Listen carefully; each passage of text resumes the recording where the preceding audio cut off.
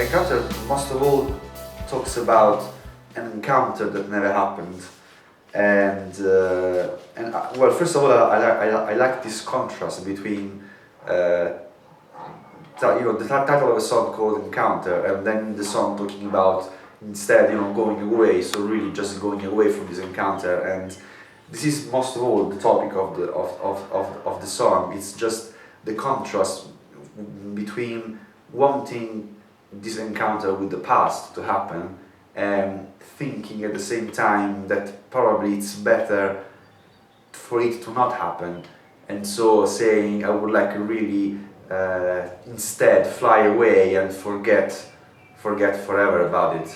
And it was all also linked to before I knew that this encounter was possibly happening. It was also about knowing from other people about what happened to this person, and realizing that in the end maybe I wanted to meet this person again, but it was not anymore the one I knew. It was a different one, and discovering, as I say in the lyrics, that what I heard about this person, it didn't move me, it didn't hurt me, it just left me completely cold. And probably that thing makes me realizing that I want that encounter just because in my mind there is a memory of what it was, but it's not anymore. So probably the best thing to just save this memory I have is just to fly away, as I say, and just forget about it. And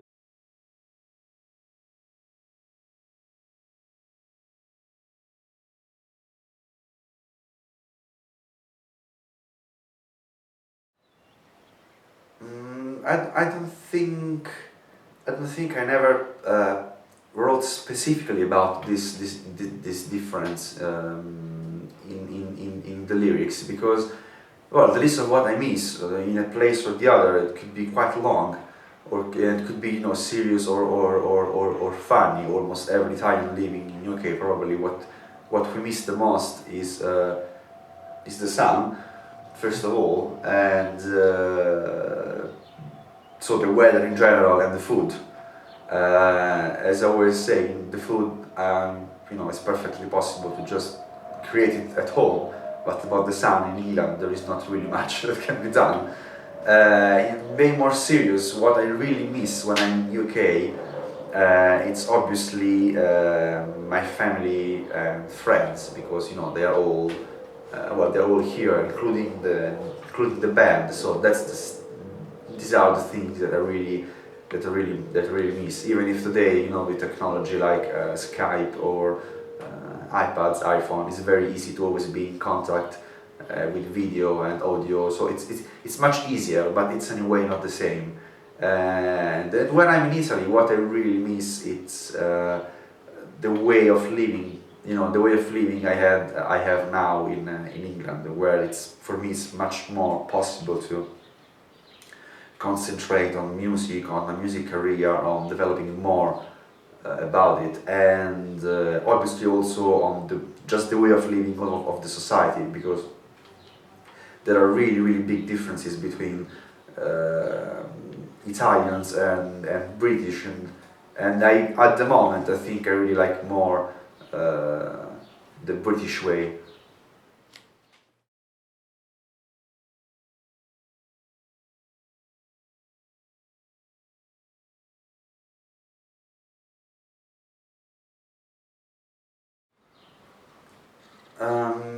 Yeah, well, the photography and video making was always part of my inspiration in terms of art, because for me, when I just write music, I already have a kind of visual part of the music in my head, and as well when I'm just taking pictures or filming something, I always have a music feeling behind that images. So I think for me it was always a kind of a natural process.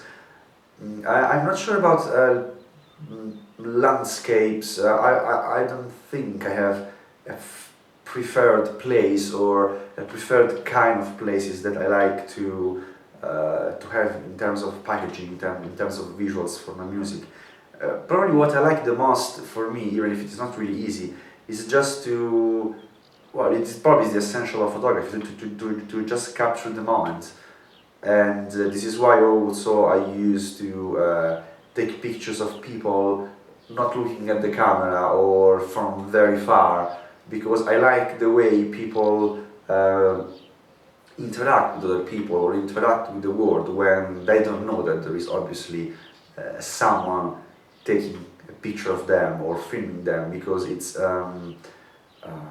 well, it is where you really see who they are or how they behave in such situations.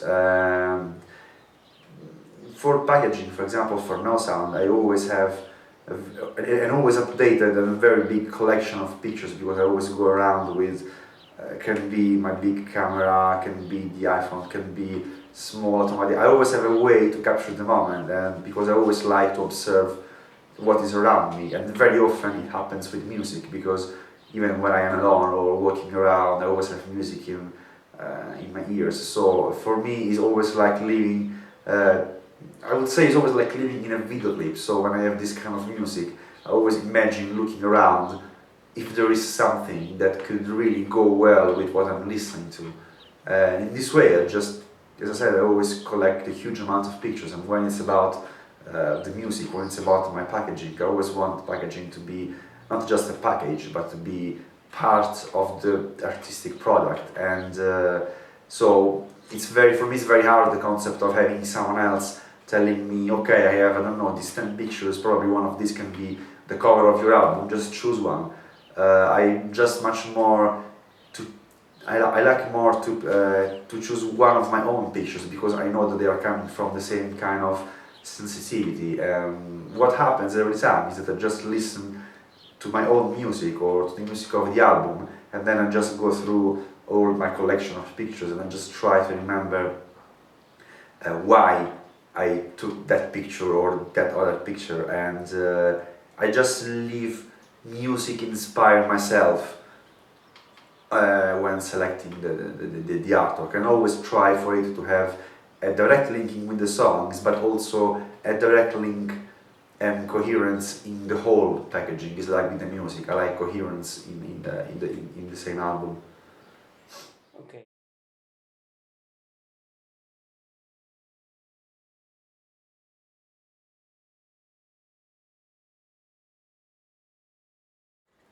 Uh, yeah, there are, I think, there are big differences. Honestly, being on Cascope, obviously, it makes me feel very, very privileged position, because Cascope, they have at the same time the strong quality of being able to market music in the correct way, but they are always 100% concentrated on the artist and on the content. So they don't want to influence the content. They're always there if you need some help, but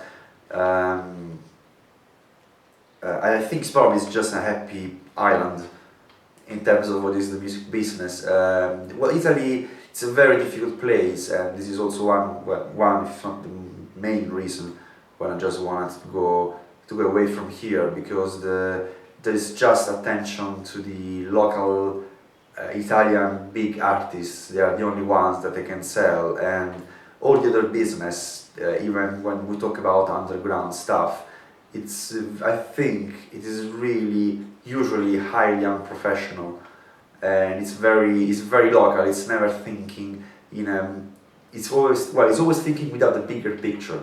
It's always thinking about, okay, what we can gain today, and what, if this thing can lead tomorrow, or the day after tomorrow, to something. But there is never a long planning. There is never I never encountered this. There is never a way of thinking about, okay, this art is very good, and there is the need to invest in that. And in general, in Italy, it's very difficult to think about art as a way of making some money to live out of it. In general, in Europe or in England, no, it's not that everything is perfect, because there are several things that I could list in terms of what I hate.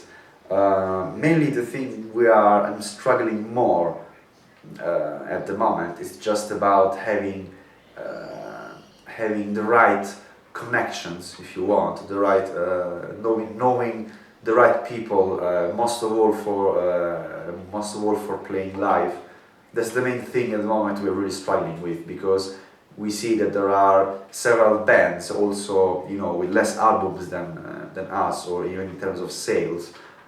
But we're really struggling to find the way to start, I don't know, playing more festivals or playing mini tours, promoting our album. So that is at the moment is probably the first thing in my list of things that I hate, and that I hope anyway that also with the release of this new album, and I hope it will be something that we can work on, and I hope also that we will soon be able to announce some live dates to play the album around Europe.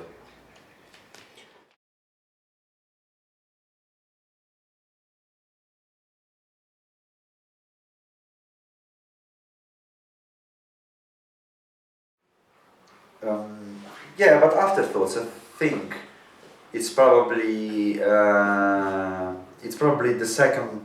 Well, it's one of the other songs in the album that was born in a very short time. I remember that one is quite particular because I was almost going to bed, and for some reason at some point I just had this idea of the piano in my head, and I just again went to the computer, just started recording it. I just wrote the lyrics, and the song was born. And it was born when I already had the idea of the concept, if we want, of the what was the link between all these songs, even if it was not something I planned for, but I realized it was about the present time, as we said before. So yeah, Afterthought for me was, as our cello player Marianne said, it's kind of a balm after the very painful ending of Paralyzed.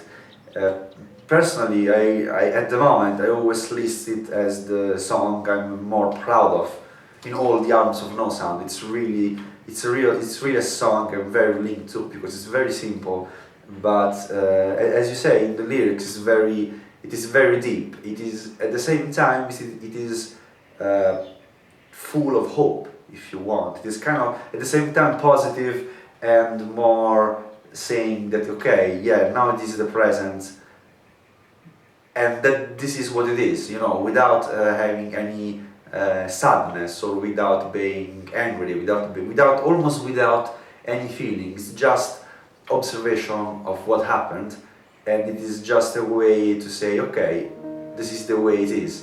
It doesn't say anything about the future, but it's just for me, it was a kind of way of admitting with myself. I just consider it kind of a letter to myself, to just say, this is what happened and this is the present day.